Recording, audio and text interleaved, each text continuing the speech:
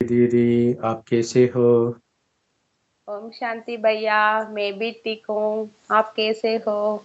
मैं भी ठीक हूँ दीदी। आज का टॉपिक क्या है भैया? आज हम नाग साधु के बारे में देखेंगे। ये नाग साधु है, अ, मुख्य अट्रैक्शन है इस महाकुंभ मेला में। प्रयागराज में कुंभ मेला होते हैं ना, इसमें अम, हजारों नाग साधु आते हैं, स्नान करते हैं। अ, वो अलग रहते हैं क्योंकि वो कपड़े नहीं पहनते और अ, वो बिल्कुल अजीब है। अ, वो लोग उनका शरीर पर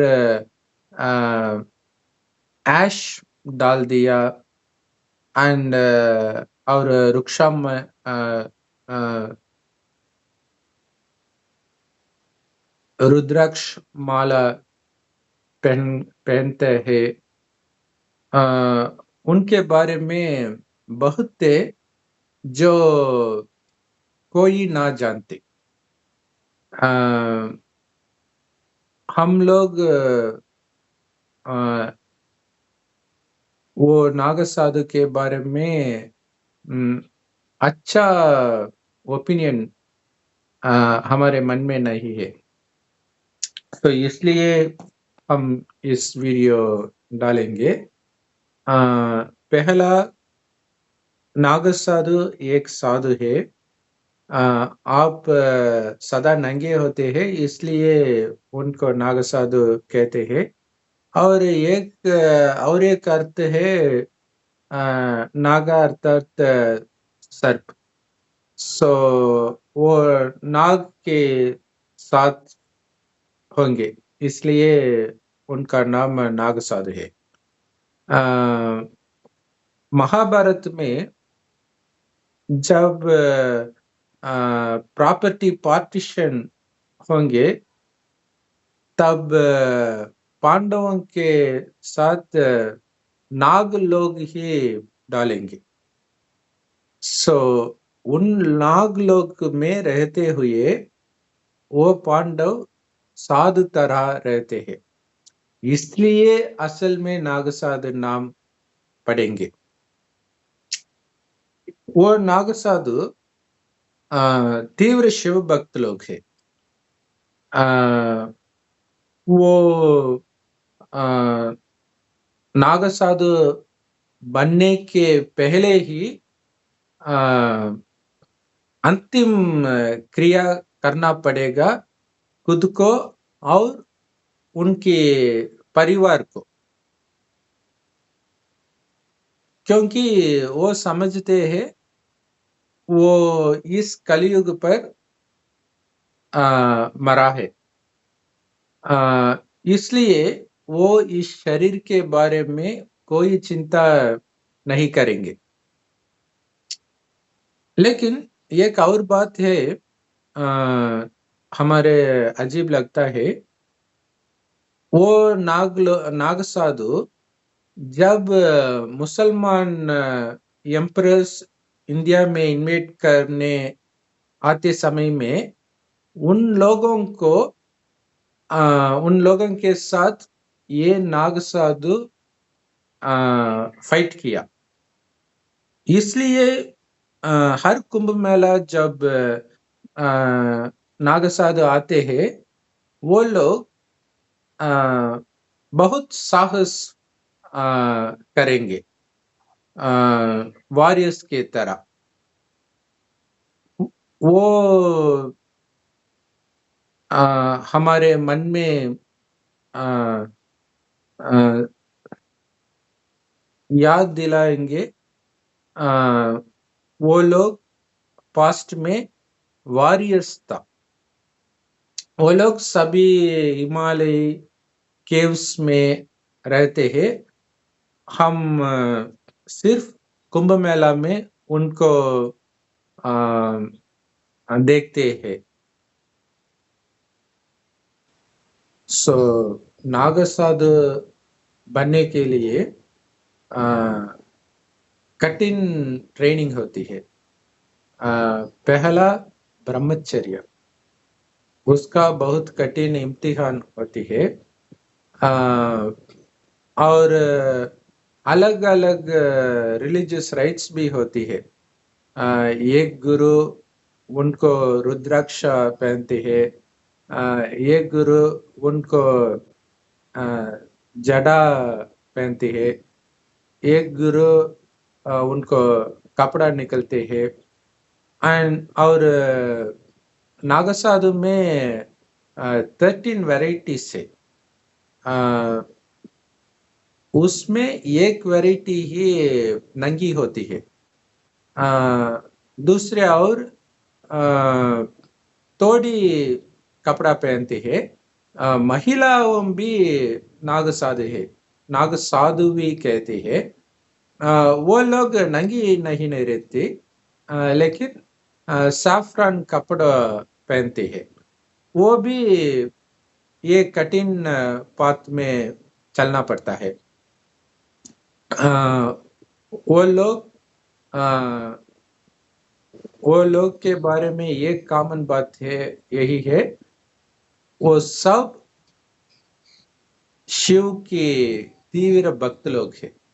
शिव और काली की तीव्र भक्त लोग हैं। वो लोग कठिन तपस करते हैं। वो तपस अजीब लगता है, क्योंकि सदा वो लोग एक लेग पर खड़ा हुआ योग करते हैं। उन पर एक रहस्य भी होते हैं, स्पिरिचुअल रूहानी रहस्य भी होते हैं। हमारे सनातन धर्म में जो देवी देवता फोटो में देखते हैं, तो वो सब एक लेग ही धरती पर है, एक लेग धरती पर नहीं पड़ेंगे। इसका कारण हम इस कलयुग की दुनिया में रहते हुए भी हमारा मन और दिमाग इससे न्यारा होते हैं, इसलिए वो स्थूल से ऐसा मेडिटेशन करते हैं। और वो लोग सदा ओम नमः शिवाय जपते रहते हैं।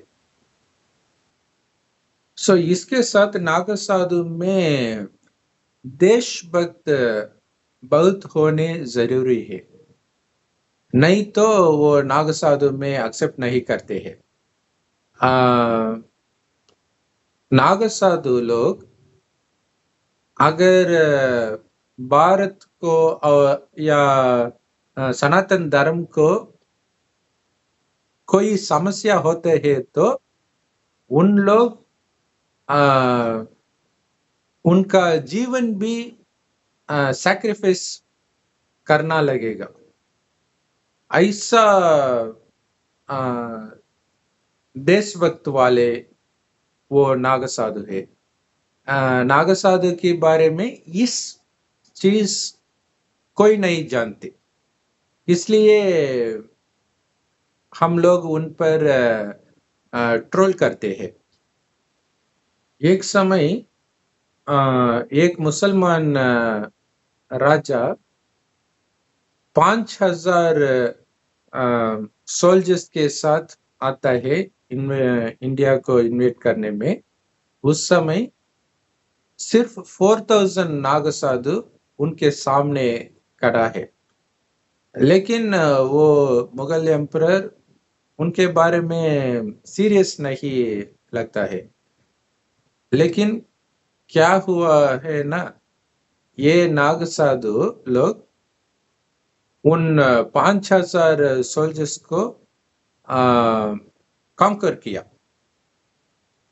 इसे सुनने से पहले वो मुगल एम्परर डर रहता है, क्योंकि ये नाग साधु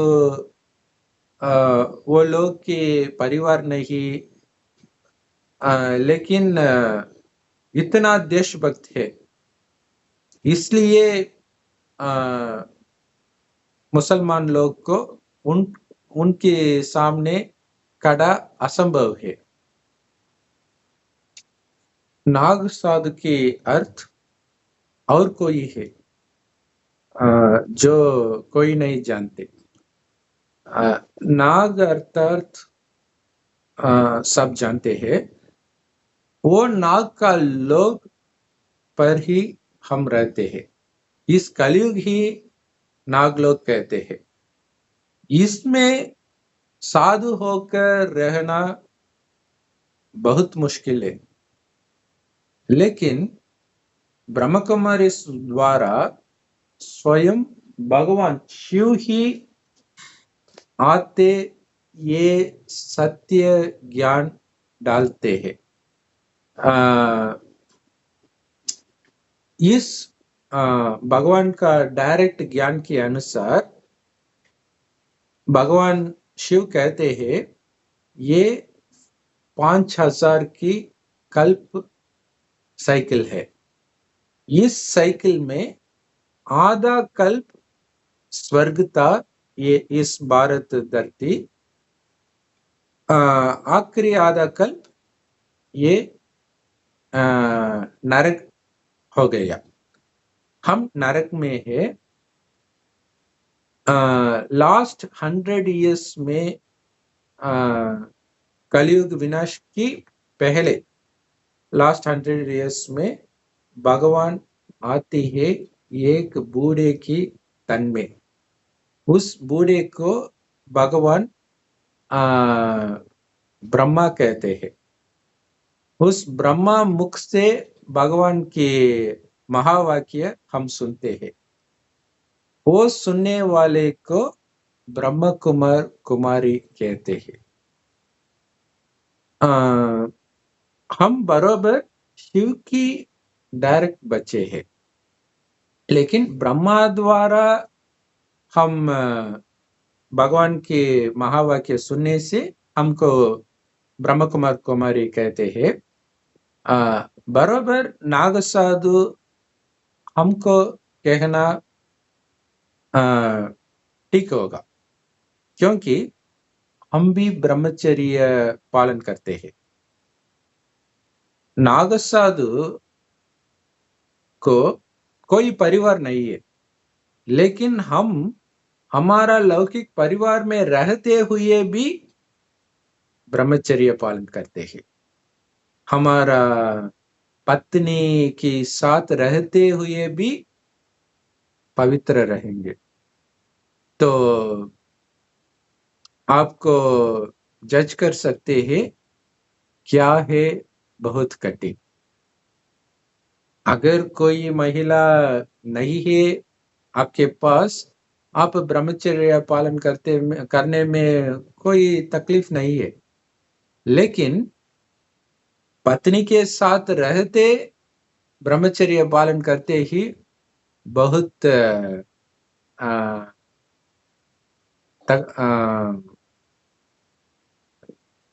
मुश्किल है ना।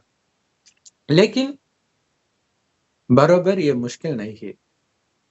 जानते हैं क्यों? क्योंकि हमारे पास भगवान, सिर्फ भगवान है, खुद भगवान है हमारा पास। हम भगवान से ये ज्ञान मिलते हैं।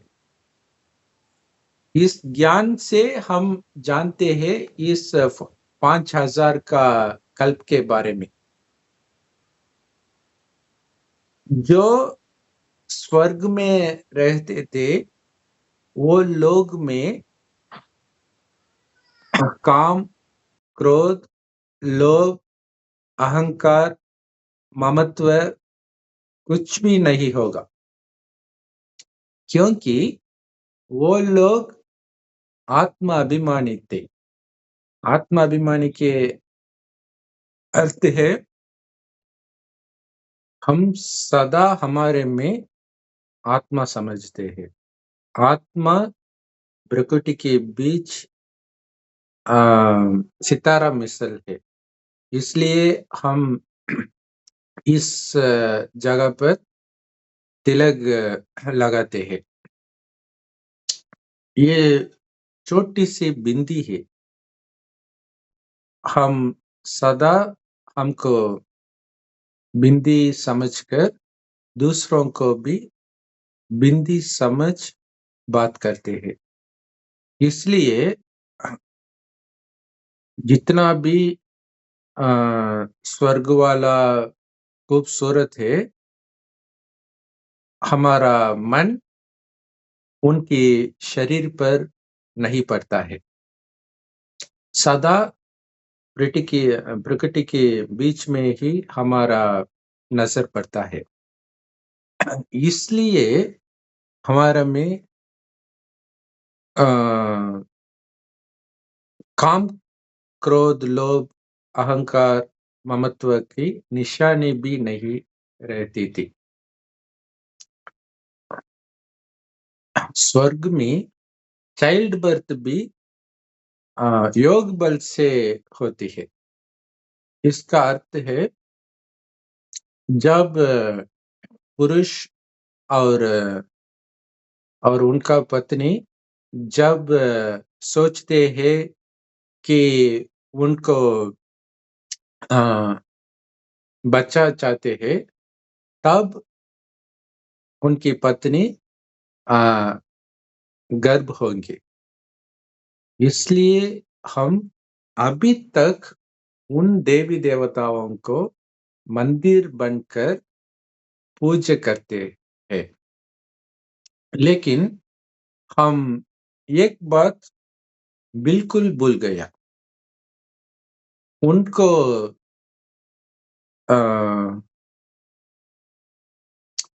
याद दिलाना में ही भगवान आते हैं। वो लोग असर में हम हैं। हम ही बर्थ और रीबर्थ लेने के पहले 2500 ईयर्स के बाद जब हम हेल में पैदा होते हैं, तब हमारे में काम, क्रोध, लोभ, अहंकार सब निकल पड़ता है। ये कैसा हो सकता है? क्योंकि हम स्वर्ग में आत्माभिमानी है, लेकिन हम जब नरक में आते हैं, उस समय हम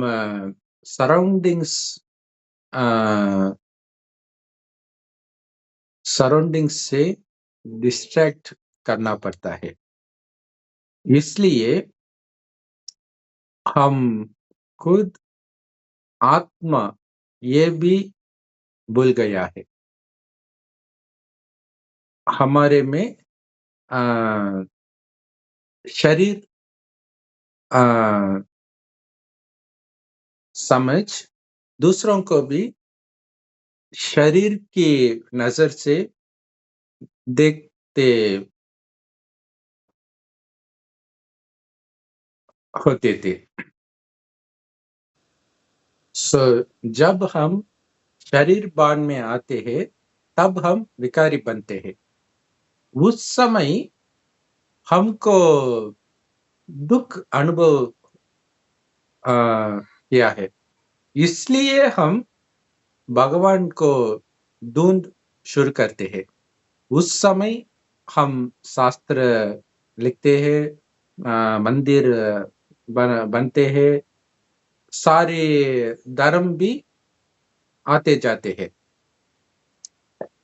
लेकिन हमारे दुख नहीं कम होती, लेकिन वो बढ़ाती रहती है। उस समय भगवान आकर बोलता है, क्या पाप है जो हम करें देह अभिमान में रहते, वो सब पाप है। जो हम करे आत्मा अभिमानी में रहने, वो सब पुण्य कार्य है। इसलिए भगवान आ, हमको कहते हैं कि अपने आप को आत्मा समझ आत्माओं का बाप शिव को याद करते रहो। शिव ही बिंदी है हमारी तरह, हम भी बिंदी है, आत्मा भी बिंदी है, भगवान भी बिंदी है। इसलिए हम उनको परम आत्मा कहते हैं। वो ऊंचा है सभी गुणों पर, इसलिए हम उनको परमात्मा कहते हैं। वो हमारे से बड़ा नहीं होता है, हमारे जैसे छोटी बिंदी है भगवान भी। हम अब भगवान के याद में रहने से हमारे आत्मा में शक्ति बढ़ते रहते हैं।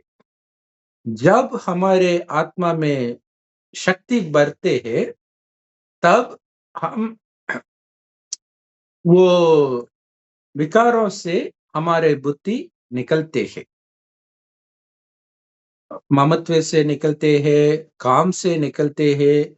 लेकिन हम परिवार में होते हैं, परिवार में होते समय हमारे पास माँ बाप है, पत्नी पुरुष है, बच्चे है, भाई बहनों है, सभी है हमारे पास। फिर भी मन में हम सिर्फ शिव को ही याद करते रहते हैं। इसलिए सिद्ध होता है हमारा में पावर मिलता है काम, क्रोध, लोभ, ममत्व, अहंकार को जीत करने में। लेकिन वो नाग साधु वो एक तरीका है, फिर भी वो लोग भी घड़ी घड़ी शादी करते हैं। इसका कारण ये भी काम पर गिरेंगे, क्योंकि उन पर काम जीतने का ताकत नहीं है। वो अलग रहे, इसलिए वो ब्रह्मचर्य को पालन करते रहते हैं। लेकिन हम परिवार में रहते भी ब्रह्मचर्य रहते हैं। और हमारे में ये ताकत बढ़ते हैं परमात्मा को याद करने से। ये ही भगवान का ज्ञान की सार है। हमको आत्मा समझ भगवान को बिंदी रूप में याद करते रहो। इस योग को राजयोग कहते हैं, क्योंकि इस योग का बल राजाई पाना, क्योंकि स्वर्ग में राजाई होती है। हम कितना पवित्र हो सकता है याद में होने में, उसकी अनुसार हमको पद भी मिलेगा स्वर्ग में। और एक फायदा है, और एक फायदा यही है, हम पास्ट 2500 ईयर्स में बहुत पाप करते रहते हैं। काम से, क्रोध से, लोभ से, अहंकार से, ममत्व से। अब ही टाइम है सारी पाप को मिटाने। उनकी एक उपाय ही होती है, उस उपाय ही हमारा मन सदा भगवान की याद में रहे।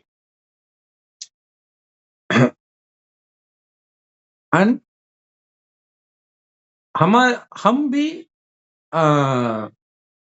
भारत को बहुत लव है, लेकिन नाग साधु और ब्रह्म कुमारी बीच में बहुत अंतर है, क्योंकि वो लोग बैटल में पार्टिसिपेट करते हैं। लेकिन हम जो भी हो, हम सदा शांत में रहते हैं, क्योंकि हमारा लक्ष्य है शांत सुख भारत बनने। उसका स्वर्ग कहते हैं भगवान की श्रीमत पर हम ब्रह्मचर्य पालन करते हैं, हम शांत रहे हैं, जो भी चारों ओर की होते रहते हैं, फिर भी हम साक्षी होकर भगवान की याद में पढ़ना बहुत जरूरी है, क्योंकि इससे स्वर्ग बनते हैं। अगर हम तलवार लेकर लड़ाई पर पार्टिसिपेट करने से ये भारत फिर भी बहुत नर्क बनेगा। हमारे में लक्ष्य बहुत क्लियर है। इस भारत धरती पहले स्वर्ग था। हम शरीरवान होने के कारण ये नरक बनते हैं। अब फिर से ये भारत भूमि स्वर्ग बनेंगे, इसलिए हम स्वर्ग को हमारे में बदलते रहते हैं।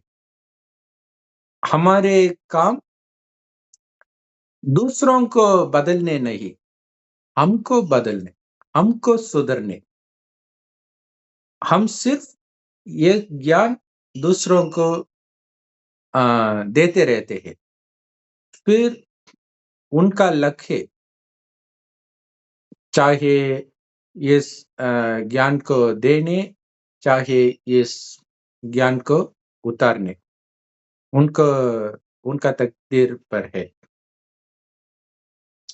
फिर से मैं बोल रहा हूँ, इस ज्ञान का सार सिर्फ यही है, हमको आत्मा समझ भगवान को बिंदु रूप से याद करते रहो, बस। इस ज्ञान का विस्तार मिला है हर ब्रह्म कुमारी राजयोग मेडिटेशन सेंटर पर, बिल्कुल फ्री है। और कई यूट्यूब चैनल पर, वेबसाइट्स पर भी ये मुरली सारी भाषा में मिलेगा। आप सिर्फ गूगल सर्च करो, आप खुद फाइंड कर सकते हैं। और हम भी कोई लिंक्स डिस्क्रिप्शन में डालेंगे, तो आपको यूज करते हैं। ओम शांति। Thank you. स्वर्ग में कोई तकलीफ नहीं होगा। सो हमारा लक्ष्य है ऐसा स्वर्ग बनाने, इसलिए हम सदा शांत रहते हैं। एक और चीज है, नाग साधु सदा नंगी रहते हैं। बराबर नंगी होने की आवश्यकता नहीं है, क्योंकि उसमें एक आत्मिक रहस्य है। हम आत्मा को कपड़े ही ये शरीर, हम आत्मा नंगी रखते हैं सदा, इस शरीर को नंगी नहीं लगते हैं, क्योंकि स्वर्ग में खूबसूरत कपड़े पहनते हैं। सवाल ये है, अगर आपको सदा आत्मा समझते रहते हैं, दूसरों को सदा आत्मा समझ बोल सकते हैं, ये है हमारे सामने खड़ा हुआ सवाल है। अगर आपको ये सवाल ले सकते हैं तो जरूर जल्दी ब्रह्म कुमारी सेंटर पे जाओ, ये ज्ञान लाओ, देवी देवता बनाओ। ओम शांति। धन्यवाद।